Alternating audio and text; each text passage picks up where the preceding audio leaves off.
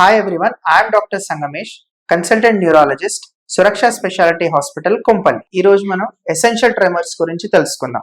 చేయి వనకడం ఆ ట్రెమర్స్ కి ముఖ్యమైన కారణాలు రెండు. ఒకటి వచ్చేసి పార్కిన్సోనిజం, ఇంకోటి ఎసెన్షియల్ ట్రెమర్. పార్కిన్సోనిజం లో ట్రెమర్స్ తో పాటు వేరే కారణం అంటే స్లో అయిపోవడం గానీ, లేకపోతే నడిచే విధానంలో మార్పు రావడం గానీ, చేతి రాత మార్పడం గానీ ఉంటుంది. అండ్ ఆ పార్కిన్సోనిజం లో ట్రెమర్స్ ఓన్లీ రెస్ట్ అప్పుడు ఉంటాయి. అంటే చేతులు భుజం మీద పెట్టినప్పుడు కానీ లేదా టేబుల్ మీద పెట్టినప్పుడు కానీ రెస్ట్ టైంలో ఉంటాయి. అదే ఎసెన్షియల్ ట్రెమర్స్ లో ఏదైనా రీచ్ అవుతున్నప్పుడు, ఏదైనా ఆబ్జెక్ట్ కి రీచ్ అవుతున్నట్టు కానీ, లేకపోతే ఏదైనా ఫుడ్ తీసుకుంటున్నప్పుడు, బాటిల్ పట్టుకున్నప్పుడు, కాఫీ తాగేటప్పుడు ఎక్కువ ఉంటాయి. ఇది main difference. And essential tremor usual గా ఫ్యామిలీస్ లో రన్ అవుతా ఉంటది. పేరెంట్స్ లో గానీ, గ్రాండ్ పేరెంట్స్ లో గానీ ఈ హిస్టరీ ఆఫ్ ట్రెమర్స్ ఉంటుంది.